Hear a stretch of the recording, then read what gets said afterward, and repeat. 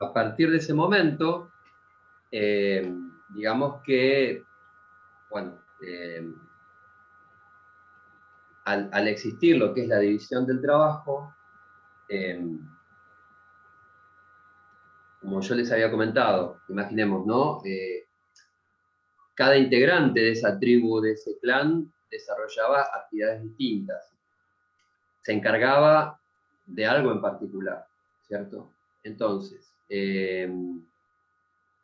imaginemos, algunos se dedicaban a, no sé, trabajar la tierra para obtener alimentos, otros se dedicaban a, no sé,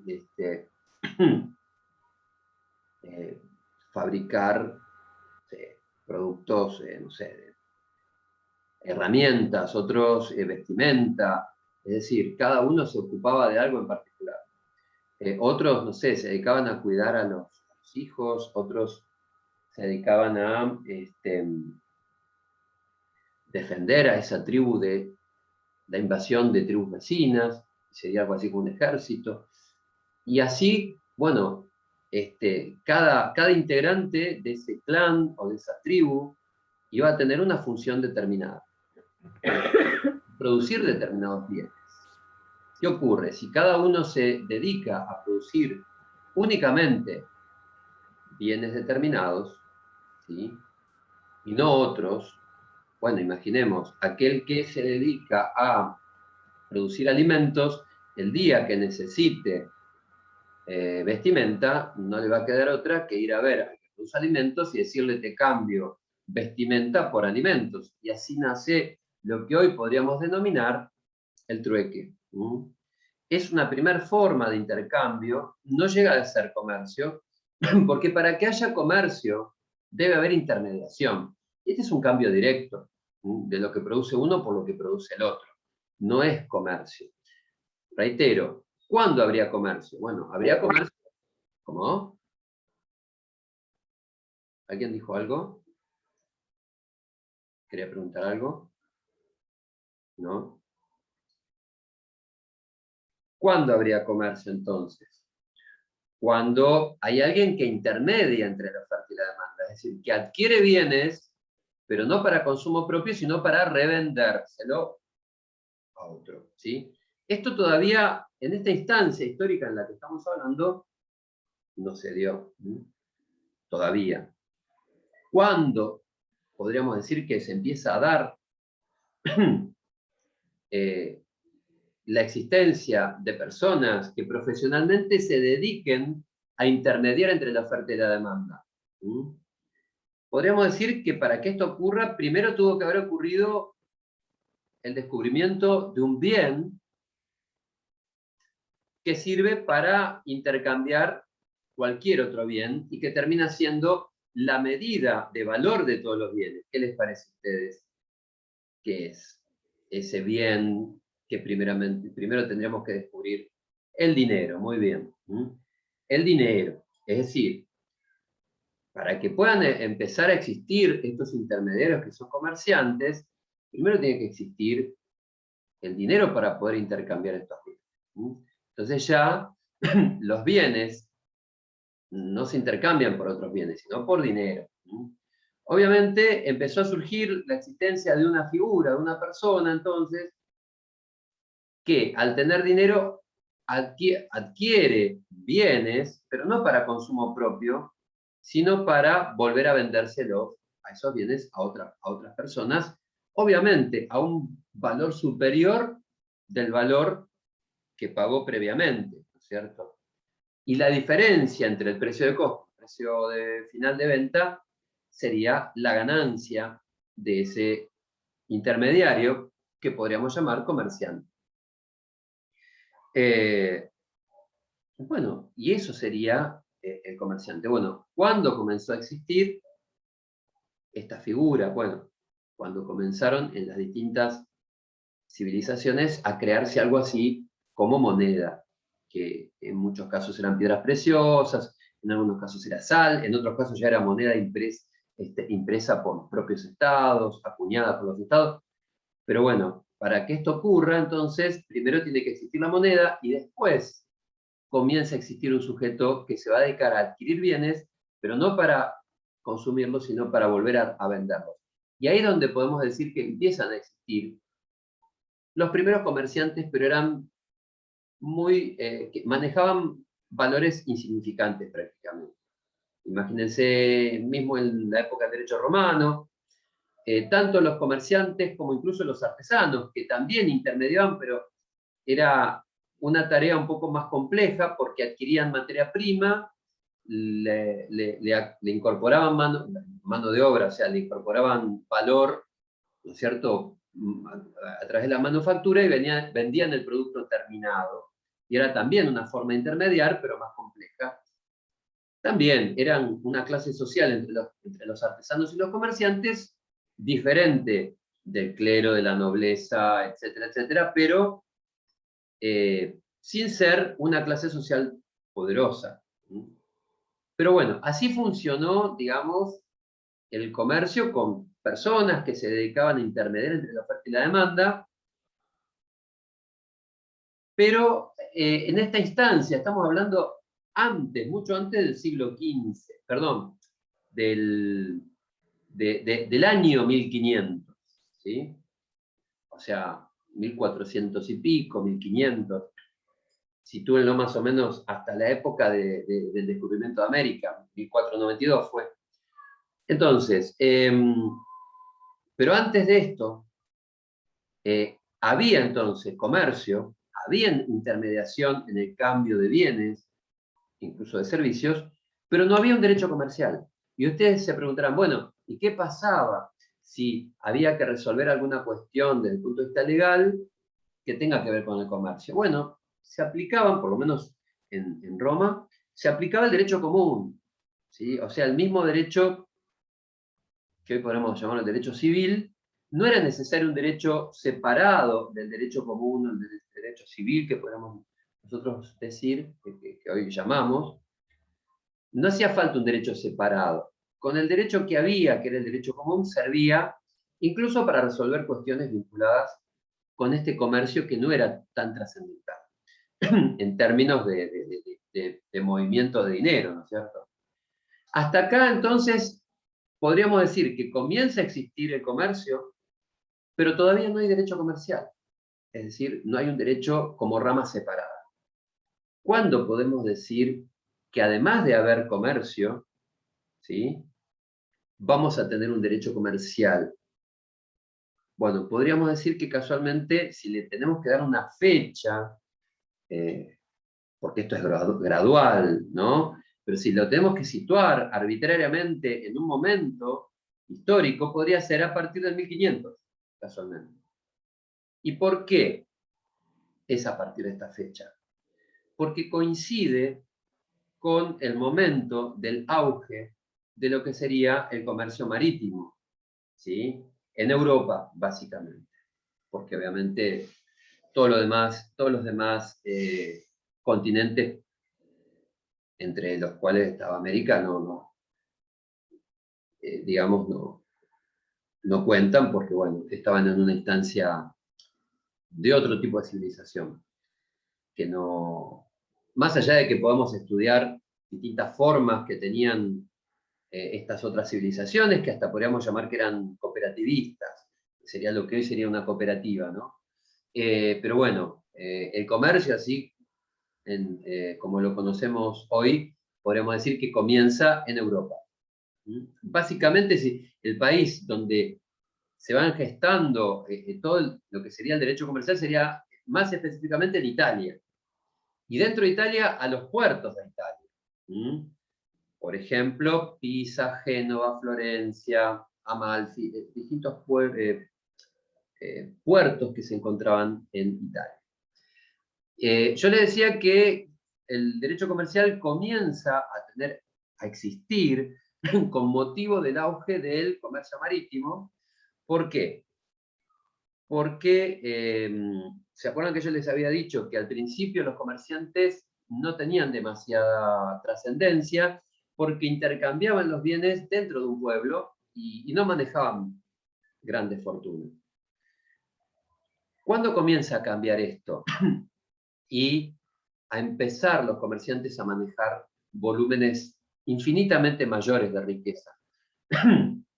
Bueno, esto comenzó, como yo les decía, cuando comienza a hacerse fuerte el transporte marítimo con motivo de distintos conocimientos que se fueron dando eh, a través de los descubrimientos tecnológicos de la época, eh, básicamente en la rama de la astronomía y de la geografía, porque diversos estudios que se fueron realizando trascendentales, hoy nos parecen algo obvio, pero para ese momento fueron muy revolucionarios y hasta hubo gente que ha muerto por este tema, porque hasta contradecían lo que planteaba la Iglesia.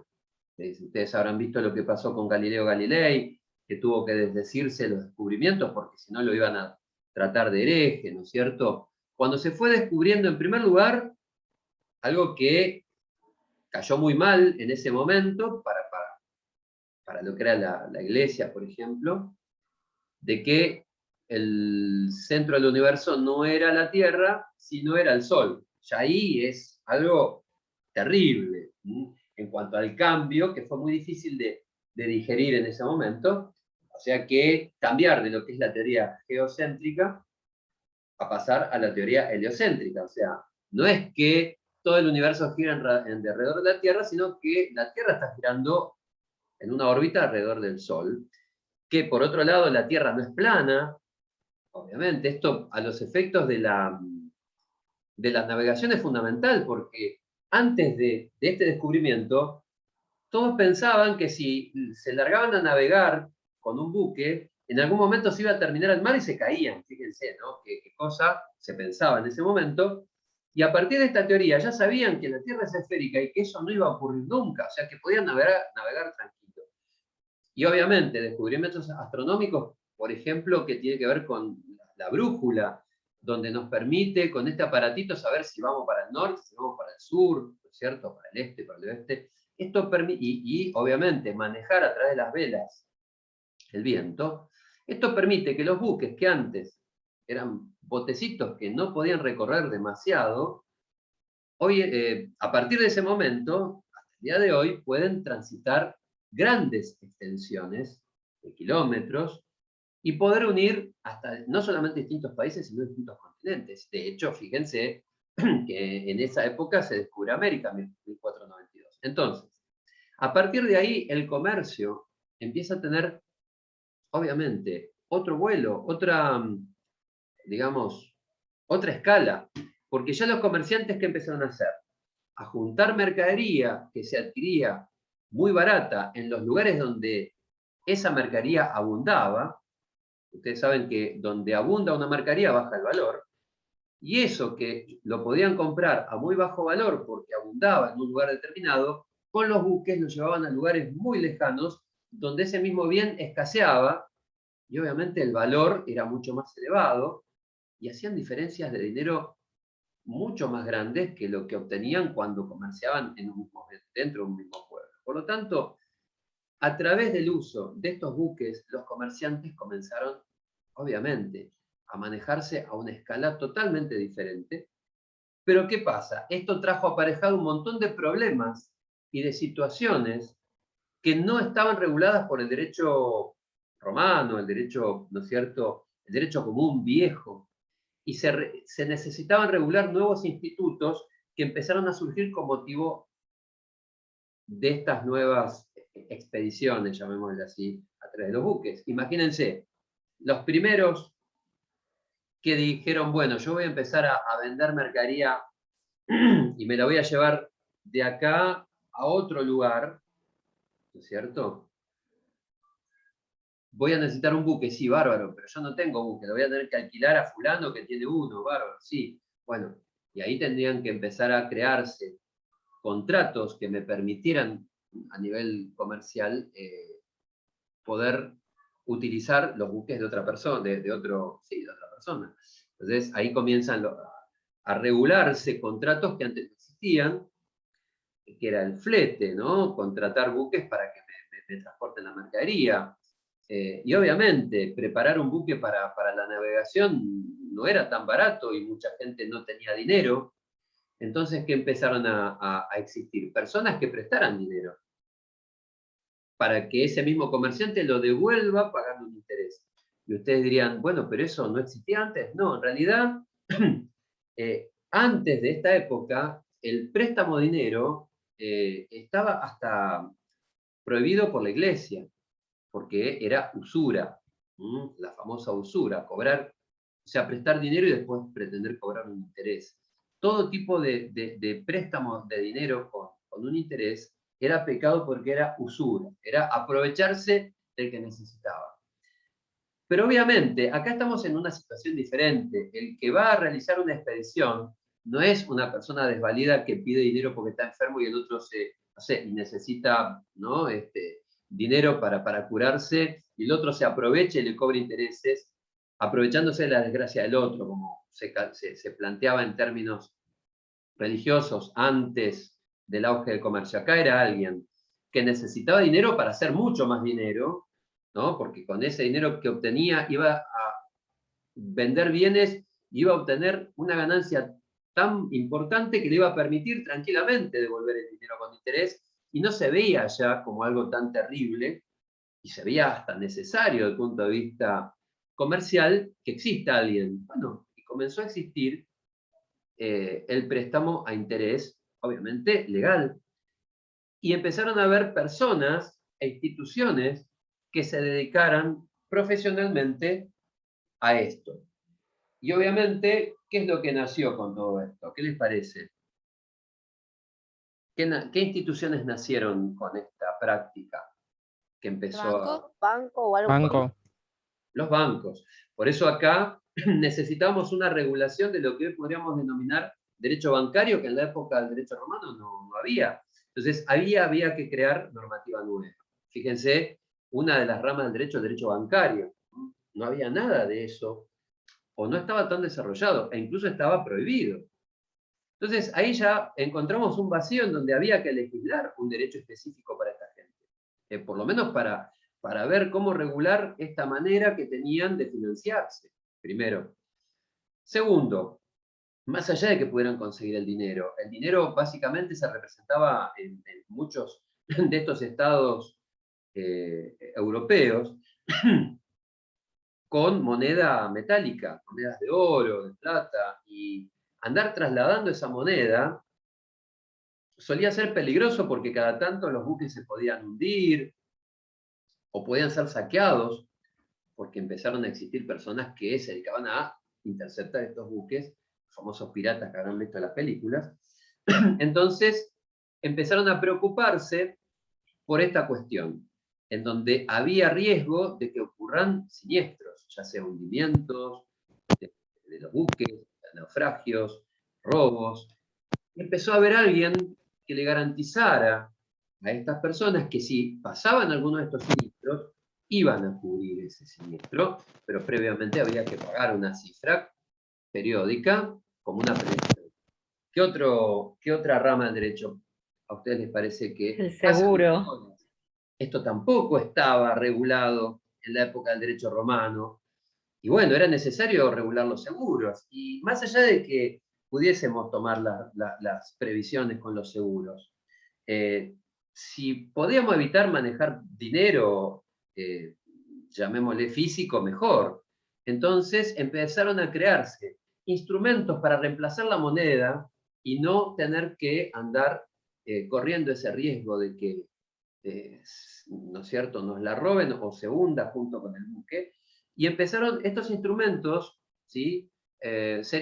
Comenzaron a circular, y los primeros que circularon fueron los que hoy denominamos letra de cambio, de la cual se desmembró el pagaré y el cheque. Estos son los títulos de crédito, que reemplazan el dinero para no utilizarlo, obviamente, y que incluso nos daban la posibilidad de obtener crédito. Porque imagínense un pagaré.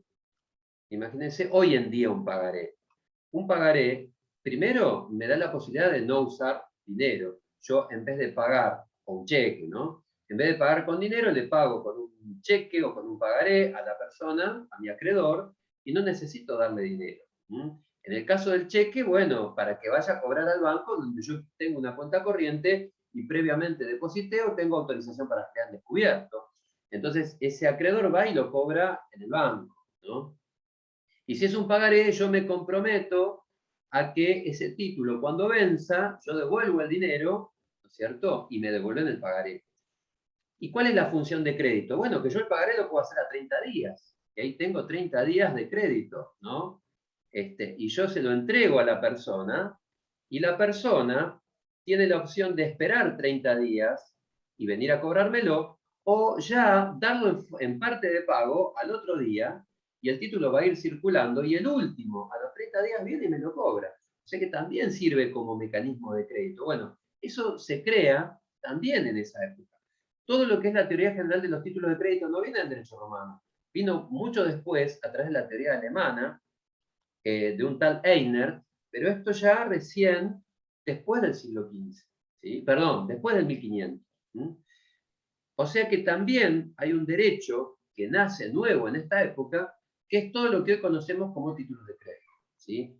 Entonces, dentro del derecho comercial también fue necesario la creación del título, de los títulos de crédito. Es otra rama del derecho que ustedes la van a ver el cuatrimestre que viene, si es que aprueban esta materia y quieren anotarse el cuatrimestre que viene, para Comercial 2. En Comercial 2 se ven concursos y también títulos de crédito. Bueno, se comprende entonces que también surge esta rama del derecho que son títulos de crédito. En la época del derecho romano no estaban y era necesario crear normativa que regule estos títulos para que puedan circular. Y esto es derecho comercial específicamente. Acá alguien me escribe respecto al embellecimiento de la moneda. Igual, el tema de la moneda no es para decir, qué bueno, surgió la moneda, estamos salvados. Trajo muchos problemas. El tema de la moneda, bueno, qué es lo que está ocurriendo en nuestro país con la inflación. Yo creo que nosotros somos los campeones de la inflación, ¿no? Y le podemos dar cátedra a cualquiera de cómo la moneda se deprecia. Pero bueno, ese es otro tema, más que nada de derecho, no es un tema tan de derecho, sino un tema de economía, ¿no es cierto? Pero bueno, no vamos a meternos en esa cuestión. Pero bueno, evidentemente, emitir sin respaldo, obviamente, lo que genera es la inflación. ¿Sí? Que en este momento uno de los pocos países con mayor inflación es el nuestro. Siempre tenemos ese privilegio de estar ahí a la cabeza de los países con ese récord, digamos, ¿no? Bueno, entonces, volviendo al tema que veníamos diciendo fíjense, todas las ramas del derecho que estamos viendo como nuevas que era necesario crear. Dijimos, contratos, después dijimos seguros, el derecho bancario, títulos de crédito. Letras de cambio. ¿Cómo? Letras de cambio, pagares y cheques. Claro, bueno, esos son títulos de crédito. Podríamos decir, o sea, podríamos agrupar cada uno de esos títulos en lo que sería derecho cambiario, incluso también le llaman, títulos de crédito, títulos valores. Hay muchos sinónimos que podemos utilizar para referirnos a cada uno de esos títulos. Tengan en cuenta que no son los únicos títulos de crédito. Hay otros títulos de crédito, además de la letra de cambio, cheque y pagaré, como los warrants, debentures o obligaciones negociables, las acciones de sociedad, etc. Cartas de porte, conocimiento de embarque, bueno, hay muchos títulos de crédito que existen, eso lo van a ver en Comercial 2, no les quiero bombardear con temas que lo van a ver en otra materia. Pero bueno, la cuestión es que igualmente no son los únicos institutos nuevos que ameriten o que ameritan la creación de un derecho nuevo. Hay otros. Por ejemplo, estos comerciantes que quieren, digamos, desarrollar el comercio a gran escala a través del transporte marítimo, que yo les estaba mencionando, bueno, sí, podrían largarse a emprender estas actividades en forma individual, pero después empezaron a darse cuenta que se podían juntar varios, ¿sí? Aportando capital, muchos, y así obtener un capital, ¿no es cierto?, más importante para poder desarrollar un emprendimiento mejor. Y ahí estamos en presencia de lo que sean las sociedades. ¿Sí? O sea, ya encarar una actividad económica no en forma individual, sino asociado con otras personas. ¿Sí? En donde yo puedo, vamos a suponer, yo tengo un capital limitado, o sea, no me alcanza para desarrollar el emprendimiento, ¿qué puedo hacer? Unirme a otras personas en donde vamos a sumar los capitales y entre todos sí llegar al dinero que necesitamos para desarrollar el emprendimiento. E incluso podemos obtener el, digamos, capital de gente desconocida.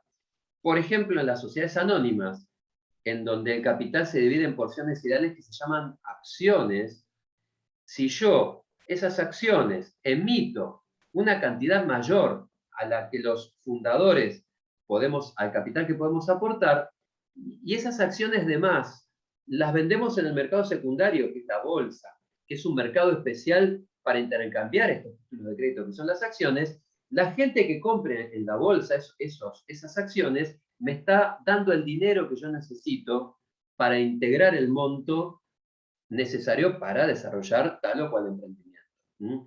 Tengan en cuenta de que si ustedes, imagínense, ¿no?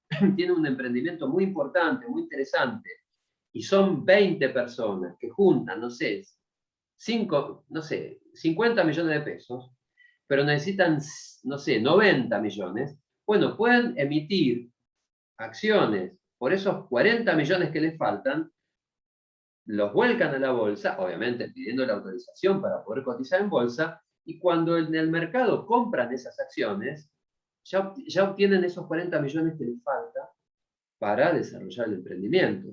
Y esos que pusieron el dinero no son acreedores, son socios. O sea que no es que yo esos 40 millones los tengo que devolver a un vencimiento, no.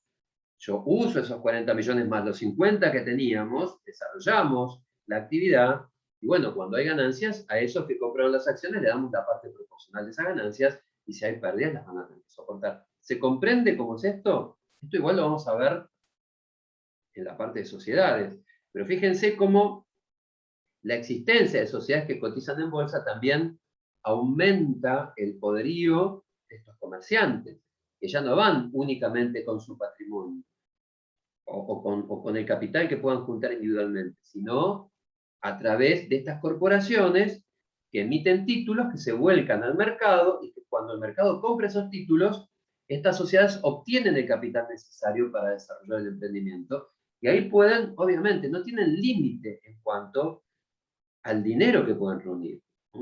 Ya en esta instancia podemos decir que el comercio termina siendo la actividad más importante.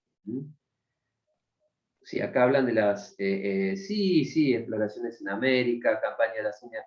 Sí, paralelamente hay todo un tema de que mientras que se da todo este crecimiento comercial en Europa, América está siendo saqueada.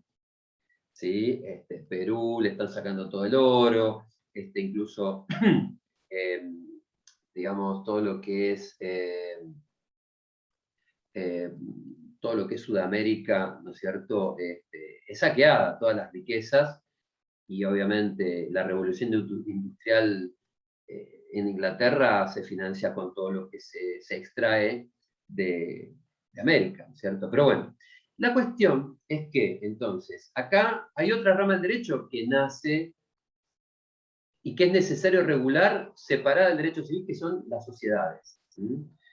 Fíjense que forman parte del derecho comercial, un derecho nuevo, necesario para regular todos estos fenómenos. Y por último, si cualquiera de estos emprendimientos salía mal, ¿sí? O sea, no llegaba a cumplir con las expectativas y había obligaciones que estas empresas o los propios comerciantes no podían hacer frente y entraban en cesación de pagos, normalmente en la regulación vieja del derecho romano, ¿qué es lo que pasaba cuando alguien no podía pagar una deuda? O sea, un deudor no podía pagarle a un acreedor. ¿Se acuerdan que el acreedor lo podía tomar como esclavo y hasta podía matarlo?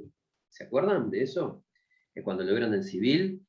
Bueno, obviamente, a nivel comercial, esta estructura no resistía. O sea, imagínense, a nivel comercial esto no podía pasar. Entonces, ¿qué empezó a ocurrir con estas personas que estaban en cesación de pagos y no podían hacer frente a sus obligaciones? No las mataban ni los tomaban como esclavos, simplemente se buscaba un mecanismo de ejecución colectiva, venderle todos los bienes, y con eso pagar a los acreedores en forma proporcional, y después que ese deudor se pueda rehabilitar. E incluso tener la posibilidad de que llegue a un acuerdo con los acreedores para que no se le rematen los bienes. ¿Saben cómo se les llama hoy a esos mecanismos? Concursos. Tanto concurso preventivo como quiebra. O sea, se encuentra un mecanismo, ¿no es cierto?, para que los acreedores puedan cobrar, un mecanismo de ejecución colectiva, pero sin ir a la violencia como era en la época del derecho romano, ¿sí? ¿Para qué? Y bueno, para que el comerciante que entra en cesación de pago, bueno, que se le aplique este mecanismo para que los acreedores cobren, pero que no corra riesgo su vida, si no nadie va a querer comerciar, porque lamentablemente el comercio, obviamente, no es algo seguro. Siempre implica un riesgo. Por lo tanto, se cambia también esto. Y se crea lo que hoy conocemos como las leyes de quiebras. Hoy en nuestro país la ley de quiebras es la 24.522. Eso también es derecho comercial. Y es un derecho que se incorpora también a partir del 1500 y que en la época del derecho romano no estaba desarrollado. Fíjense todas las ramas del derecho, o sea, dentro de lo que es el derecho comercial, hasta podemos dividir en subramas.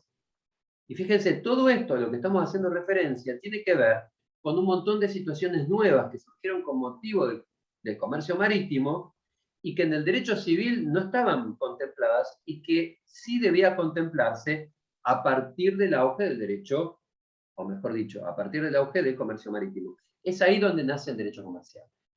Todo esto es como que explota, entre comillas explota, no es que está como hablando de guerras ni nada, más allá de que hubo guerras, sí, pero digo que hay una explosión pacífica, llamémosle, un crecimiento exponencial del comercio, más o menos podríamos decir en el 1500, ¿sí? Que es fin de la Edad Media, principio de la Edad Moderna, o sea, termina la época feudal y comienza la existencia de los estados nacionales europeos, fundamentalmente España, Portugal, Francia, Inglaterra. Y ahí es donde, podríamos decir, Italia, ¿no? Empieza el derecho comercial a existir. ¿Dónde se da por primera vez? En las ferias de Italia, donde yo les dije, donde en los puertos de Italia se juntaban los comerciantes e intercambiaban los bienes, y es ahí donde fue necesario empezar a crear normas para regular la actividad y que cualquier conflicto se resuelva pacíficamente aplicando estas normas. Estas normas comenzaron a existir, pero no bajo la figura de leyes. Empezaron haciendo reglamentos, ordenanzas para aplicarse únicamente en esas ferias y únicamente a ciertas personas. ¿Quiénes eran esas personas? Los comerciantes que iban en esos buques a esos puertos. O sea que era un derecho subjetivo. ¿Por qué? Porque se aplicaba respecto de un sujeto, que era el comerciante. El que no era comerciante no se le aplicaba esa normativa. Esa es la primera etapa, que va desde la revolución, desde fin de la Edad Media, podríamos decir hasta la Revolución Francesa. Esa es la primera etapa. Vítolo las divide en 4, es un autor que seguimos en la cátedra. Esa es la primera etapa. La segunda, y como yo decía, es un derecho subjetivo, ¿por qué? Porque tiene como centro un sujeto que es el comerciante. Hasta acá se entendió, esta es la primera etapa. Acá ya estamos hablando no solamente de comercio, sino del derecho comercial. Tengan en cuenta que primero nace el comercio y después viene el derecho comercial. ¿Hasta acá entendieron? ¿Sí? Sí, profe. Sí, profe. Bueno, bueno, entonces, esta es la primera etapa. Vamos a pasar a la segunda, antes de que se corte. La segunda etapa La segunda etapa ya es, obviamente, después de la Revolución Francesa hasta fin del siglo XIX, o sea, todo el 1800. Y, y se da cuando, entonces, estas normas que eran aplicables únicamente en los puertos italianos fueron tan eficaces y adquirieron tanto prestigio que las empezaron a adoptar a estas normas, a estos institutos, los seguros, los contratos, toda la parte bancaria, todo lo que es los títulos de crédito, sociedades, concursos, todo esto que estuvimos charlando, se empezó a aplicar no ya a un puerto, sino a todo un Estado en estas monarquías parlamentarias, muchas de ellas, en estos países, y aplicados no únicamente a los comerciantes, sino a todos los habitantes, en tanto y en cuanto realicen actos de comercio. Eso después lo vamos a hablar, qué es un acto de comercio. Pero básicamente acá, entonces, el centro del derecho comercial no es más el comerciante, sino que es el acto de comercio. Ya el derecho comercial no va a ser un derecho que se aplica a los comerciantes, sino el derecho comercial va a ser un derecho que se aplica a todo aquel que realice actos de comercio, sea o no sea comerciante. En esta segunda etapa, casualmente, nace el Código de Comercio en nuestro país, creado por Dalmacio Vélez Arfiel y Eduardo Acevedo, que es de esta segunda etapa, en donde el centro del derecho comercial es el acto de comercio. Y obviamente coincide con la codificación europea. En 1804 comienza todo lo que es la codificación del Código. Ustedes saben que la codificación nace con el Código de Napoleón, que era una técnica en la cual se condensa una rama del derecho en un cuerpo normativo, ¿no? Y así por varias ramas, en donde uno tiene el Código Penal, el Código Civil, el Código de Comercio, etc. ¿Sí? Acá me preguntan si... Sí, ahora vamos a ver, pero sí, en principio, ni bien se corta, ahora cuando se corta dentro de un ratito, bueno, nos retomamos en 10 minutos, ¿sí? Como